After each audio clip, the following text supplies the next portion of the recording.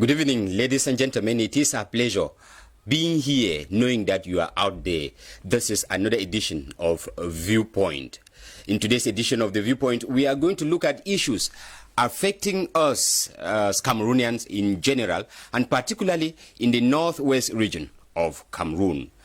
In today's edition, we have a new guest with us who will be discussing these issues. Let's welcome Mr. Ndiwum Emmanuel. He's a civil society activist. Good evening, sir, and thank you for being there for us. Yeah, good evening, Mr. Venatius, and it's a pleasure for being on your platform today. And a hearty greetings to all the million viewers of this prestigious television. Thank you so much. The pleasure is ours to having you, and we believe that you would be there for us. Mr. Ndiwum is being accompanied by Mr. Fundu Ignatius. It's not the first time that you're having him. Good evening, sir, and thank you for being there. Good evening, Mr. Venatius. I wish to send greetings to the televiewers of DBS television. And I would like also to understand that it is our duty to discuss issues that concerns our country. Exactly. Because the government also learn from the media through people like you. Exactly. You have once more. And you too, because it is through that we use opportunities like this to explain or express what is happening, because the government cannot be everywhere in the whole country. Exactly. And the government is you and I. The government is all of us. For sure. Let us move straight to part one of the program.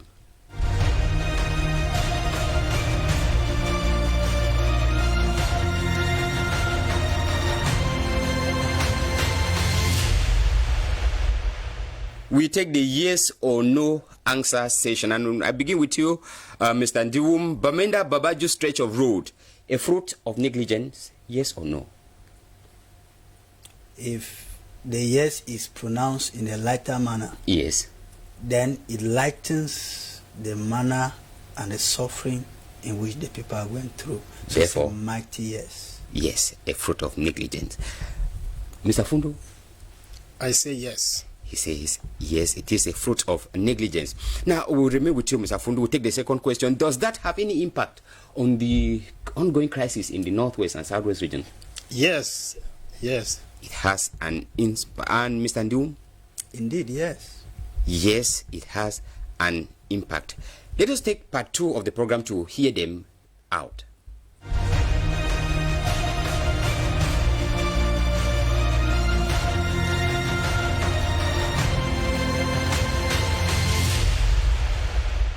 If you are just joining us, you're watching Viewpoint, and we are equally broadcasting on our Facebook page. The citizens of Bamenda and the northwest region in general, and Cameroonians in general actually, have been going through untold suffering, communing between the northwest region and the west region over the stretch of road, a stretch of road that is about 52 kilometers, and that has been, a source, like a saw to these people to move from the west region to the northwest region and vice versa. This is particularly at the stretch between Bamenda and Babadjou, where the road has been degrading for the past 2 to 3 years. And in today's edition of the program, we are asking the question, is this situation that these people are going through a fruit of negligence on that stretch of the road? We'll begin with you, Mr. Ndiwum. You think that, yes, it is a fruit of negligence? For sure. You know, many people might be getting us only over the television and have not had the opportunity lately, yes, to go over this road. Okay. But I've had the bitter experience to have traveled there 3 weeks ago. Okay. For those who know me very well. And of course, you discover that what people go through. You see, I want to briefly look at it this way. Remember, some people are struggling to defend the government, the regime in place, saying that it is the Amber Boys that have destroyed that stretch of the road, stopped work, or that have been hampering the progress of that rehabilitation. Yes. Why do we even call it in the first place rehabilitation? It means that something was formerly there like a road, and later on it degraded, and now they want to rehabilitate it. And I want to draw the attention of our televiewers to the fact that the money to this route, Bamenda-Babadjou, was voted in 2015 officially. Okay. And the amber, in quote, the so-called amber, only came into force from in 2017 onward, yes. So for those of you who keep defending that it is amber, no, it is not amber. You know, we are in a country where those who know nothing are put to do almost everything. Of course. And because they are put to do almost everything, you see that almost everything is going the wrong way. Bamenda-Babadjou is a nightmare. And this, to some people, is giving a backing to the so-called amber people who say we have been neglected for so long. This is a feasible truth. This is a practical reality on the ground that everybody is touching it. Men in uniform, they are aware. In fact, everybody is suffering. Everybody is aware. Yes. They suffer, all of them. So you see that, like I've often said elsewhere, amber could be evil, but the mother of the amber evil is the government in place. Amber is a product of the regime in Yaoundé. They are the ones who have successfully produced terrorists in this country. So if we have terrorists today, that every failure is being tacked to. Now I ask you this question before I give you back the microphone. When Mr. Biya made the announcement of a ring road in Bamenda in 1985, until date, no stone has been started there, the foundation stone. Is it amber that stopped Mr. Biya? Okay. Mr. Ndiwum, I remain with you before we give the floor to Mr. Fundu. When we talk about the activities of these separatist fighters along or in the two English regions, and precisely on this stretch of road we are talking about, Bamenda-Babadjou road, we cannot deny the fact that they were implicated in the in the act of digging the road. We remember there was a road construction machine that was set ablaze on this stretch of road. It is not only the Bamenda-Babadjou road. Along the ring road, like you cited, there are instances, there are localities where the very amber boys have cut, the road to block, like they say, block the military. To protect military from moving directly into the region. Is that not degrading a bad state of the road? Worsening the bad situation of the road, that we already have in these two regions? Of course, it is degrading the bad state of the road. It is making a bad matter worse. Yes. But then, when someone, we don't know amber. Of course. I am holding my government responsible. Yes. I don't know anything called amber. Of course, amber is illegal. It's not even illegal. It is even something that we say it. And I want to tell you that one mistake that many people make is the fact that they spend their time, instead of holding those who should be accountable to them, they are holding amber. Amber does not exist. If amber was existing, when I'm going to Norwest, I use my ID card with green, red, yellow. Of course, you're a Cameroonian. So, most of these boys, remember, some of them are very educated. And like I said, they are the product of the poor governance of this country. They are product of a regime that is trying to move the country by people who cannot move. Because those who are in the regime cannot move, but they are trying to move Cameroon. And that is where the problem really lies. Because youth, our president will tell us that we are in an Android generation. In the same time, those youths that were supposed to be given post of responsibility in the government to be learning from the older ones who are already there, so that when the older ones are getting tired and retired, they replace them effectively. They have not been doing it. And you see, this thing you are talking here, we really thank you for this topic.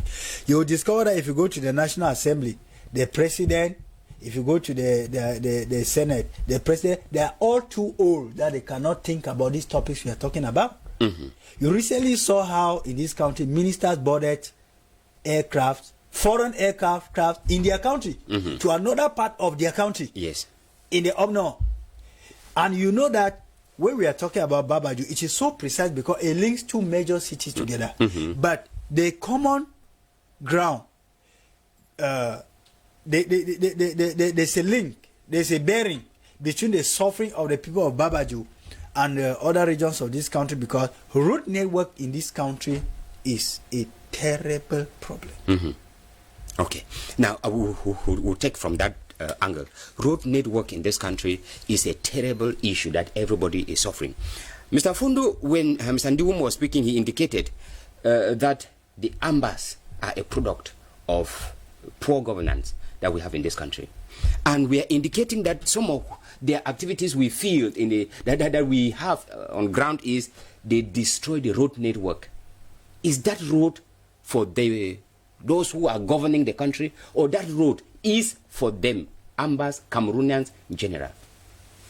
The road is for us Cameroonians. Yes. But the only thing I would say is that who suffers? Is it all of us we are suffering, even the amba themselves, they are suffering. But what I would like to comment is that we should not learn to allow situation to go out of hand. And that's why we consider this. We are asking if it is a fruit of negligence. To put things together. Remember, rebels are people who they are difficult to control, even the people who create them. You can create a group of rebels who become they will become your enemies at the end. So any activity that the AMBA is taking is just because of the result that AMBA is. They are already they feed. They are already kind of their own activities on the feed. They may give their reasons, like trying to put obstacles that will give access to the military to meet them in their camps. But I would not like to go deeply into their reasons why they are destroying roads. But everything, what we know is that roads are being destroyed, and all of us, we are suffering. And any atrocity that is taking place, it is money being wasted. Of course. So I want to come back on the main topic, yes. whether it's negligence. Really, that one it makes me to reason it in another way. I want to make understand that when freedom of speech started coming back to Cameroon, you see like many media houses coming before the freedom of speech, they loan. The media that were listening in this country was all the state national. The state national radio. The only opportunity that Anglophone could use to make the government know that things are not moving well was only the state media, like a program like Morning Safari and the Cameroon calling. Cameroon calling, yes. like that. I'm bringing this one to make us understand that between decades, people from the Northwest have been calling the government, saying that we are living a deplorable situation here. But the government behave as if they don't understand the language we are speaking. But the worst of all is that you will see that those who are ahead, that we count on them, like our elites, MP and those elites who are appointed into posts of responsibility, who is going to be talking on our behalf. Some of them, they choose to like now, like this, you will commonly hear people who say, I thank the head of state. That's the word they have chosen to respond to complaints that we have been given from behind. So that's why I'm saying that when I look at this negligence, I'm looking at it at large. There is something wrong. I have a feeling that the Cameroon government sometimes was feeling like if investing in our zone is like investing in a foreign country. Because there is an information that I just got now that is one of those things that makes me angry. It is going to be stupid when you sew a suit that costs 50,000, and then in your house you don't have a bed, you are sleeping on the floor. What am I saying? Because I heard there's already information talking about a new the international airport that has to be constructed in Kribi. In Kribi, yes. After the Kribi seaport. Do you see that thing? Is it very necessary when we are unable to circulate inside our own country? That's why I'm saying that it is sometimes it is necessary for us. But I'm saying that we have to be at least we have to take things and weigh the importance of it. So it is necessary to carry projects like that. Why people are crying in the background? Yes, Mr. Fundu, at the beginning of this week, the newspapers indicated to us that a new contractor has been, selected to continue with the rehabilitation of this stretch of road. and like I indicated, it's 52 kilometers. And we would indicate that last year, the government indicated that it is because of the climatic conditions that work could not progress. The dry season came and passed. We are into the rainy season. Remember the last rains that we had on the 24th of March aggravated the situation again, that the road practically cuts into two. And the question we are asking here is it that the company that took the contract, is it above the government to control them? We have not heard anything like bringing them to book, bringing them accountable for they are not being able to execute the contract. What is happening with the government? Is it a problem of lack of, ability, lack of competence to control them? We pray that we have a change of regime in Cameroon. Because when we are talking now like this, I don't see us having the competence to change the mentality of the people who are governing Cameroon. Because people who are even more than us have spoken and nothing has changed. What you are saying like that, it resembles what is happening on the Olembe Stadium, which a budget was already voted for that stadium. It's like that budget is nowhere to be found now. And you see the president going as far as borrowing money again for the stadium. But the president cannot do everything. No, but the problem is that he is the president. The problem is, before you see him going to borrow money again, means that the other money has been squandered. But he has maybe he is working. He knows the people he is working with them. The operations part of so still continue. Mr. Financial, what is disturbing me is that when you want to hear a budget that is supposed to tie a road like the one we are talking about, 52 kilometers, is much money. If you, as compared to other situations that we have witnessed, if you see the government going into contact with another contractor, I would like to tell you that it means that the first budget is nowhere to be found. But you will find people suffering in the country. But that's not the information that the papers are giving us. The problem is the Ministry of Public Works decided, because they discovered that there were so many things lacking from that company, they decided to change the contractor. And in a contract, they don't pay the money completely. Maybe they may give you a fraction of the money and of the total budget, and then as you are progressing with the contract, the money is... But in a way, that's a very good decision. Because normally, if that contract was already handed to somebody, from the time we were supposed to, the work was supposed to be going on now. Had it been the problem was insecurity, as they used to say, they could have called... That is one of the factors. For security, concentration of security on that stretch of road for the work to take place. Before Boko Haram started, the Chinese were tearing a road in the north. Yes. That Chinese nationalists, citizens, were even kidnapped. Yes. I think that contract was stopped. But after... They had resumed. It resumed because they had to concentrate security there. And I would like also to understand that even when this football competition was taking place in Cameroon, football matches have taken place in Limbe because the government made everything possible for security to be available so that the matches would take place. Why can they not do the same thing with what is even important to us more than the football matches that took place? So it is negligence as we started the program. All this thing is negligence, and there is no in Cameroon there's this phenomenon of when we already know ourselves. There is this understanding. Because if you see people who mishandle government projects and they are not followed up, it is because the person that was supposed to follow him up, maybe they know themselves in the party or somewhere. That's where we face problems in Cameroon. Okay, Mr. Fundu, we'll come back to you. But let's take question 2 with Mr. Ndiwum. This, like he's saying, the crisis in the region might have, interrupted the progress of of work on that stretch of road.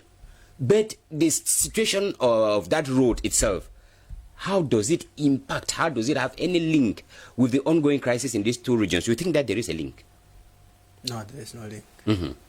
I'll be emphatic. I mean, how does it have an impact on that crisis? How does it impact the crisis? Yes, if it is an impact, a very big yes.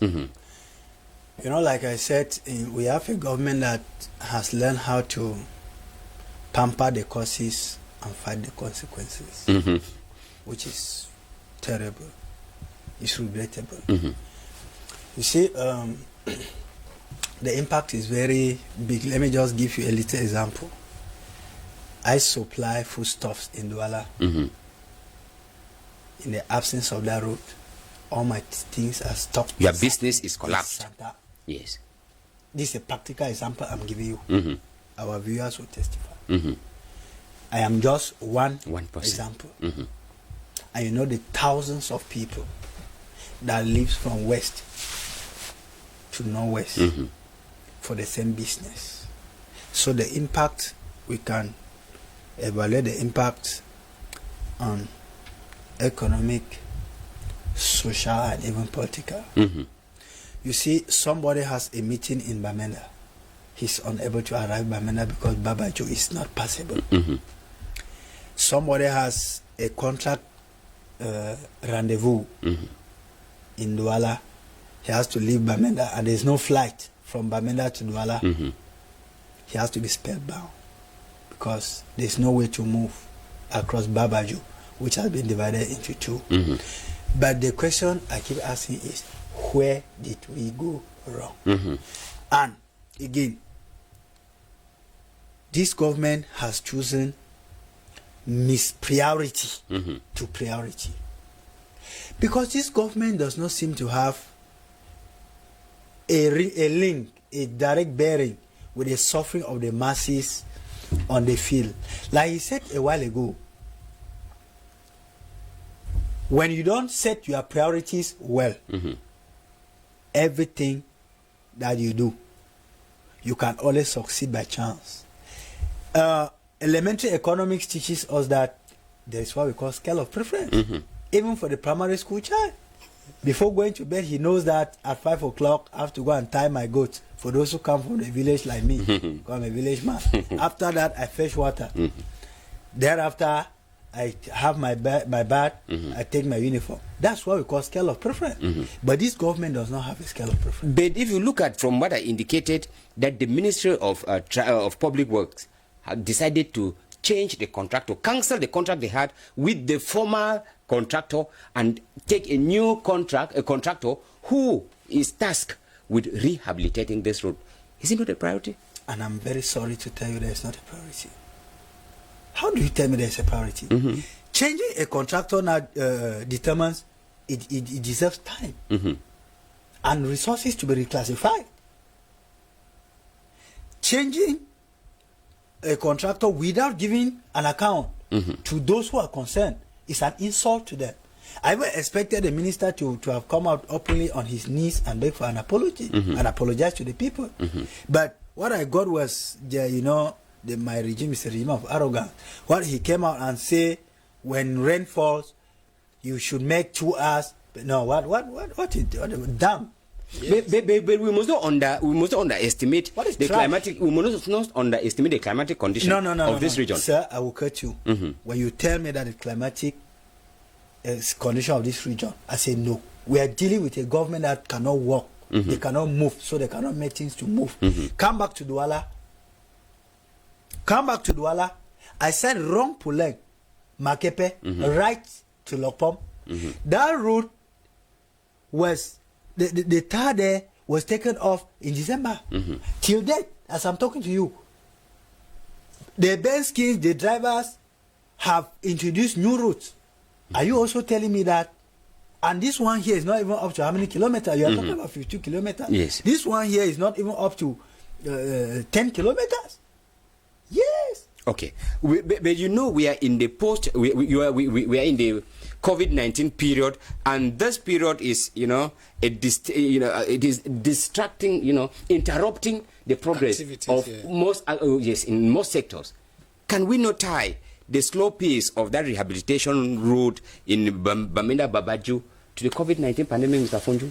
Is it I don't see anything that concerns COVID-19 to a project that is supposed to take place because it's not a market, it's not a church, it's not a school that people are going to gather together and maybe begin to exchange. This is something that you yourself, you have been seeing where people are walking on the road. It has nothing to do.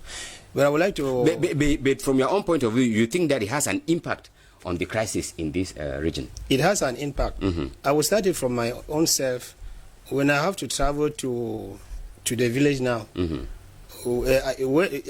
whenever I arrive in Bamenda town, in the past I used to pay just around 1,200 francs. I'm already right in our compound in the village, but now to live from Bamenda town to the village, I pay 4,000 one way, which means that from Bamenda to the village, it's already more than twice. It's 8,000.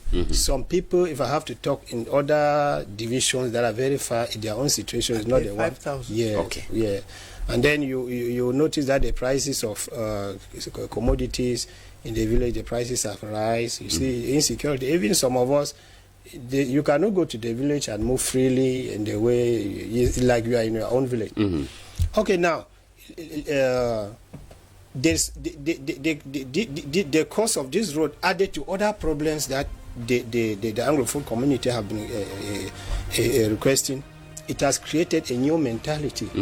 You see, this situation has created a mentality that people do not want to listen to the government anymore.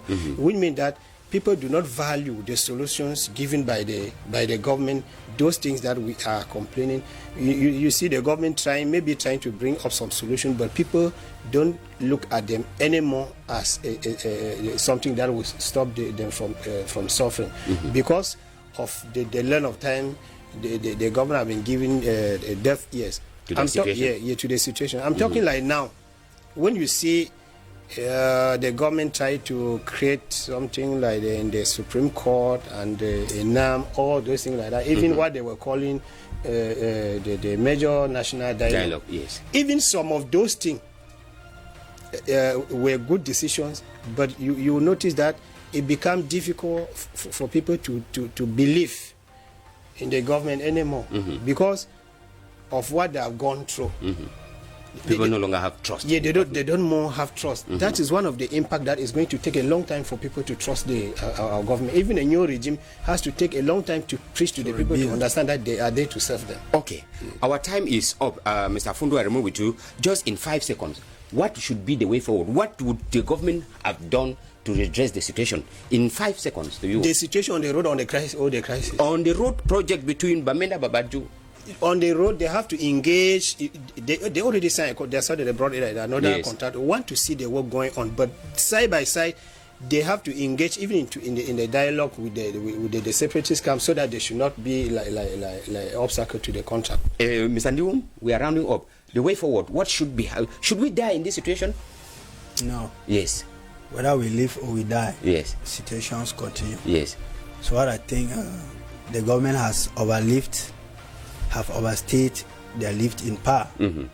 I'm not saying that changing in power today will automatically make solve the situation in Cameroon. Babadjou, Bamenda retire. Yes. But I'm saying it with a lot of authority as a citizen of this part of the country, that we need that route and we need accountability, and time frame should be accorded to these people.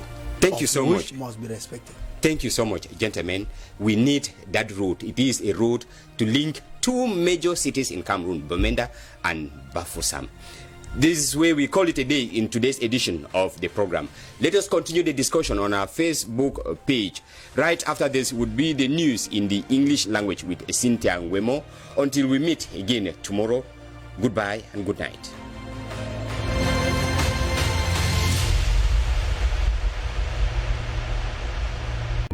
Coronavirus is not an imagination or an invention.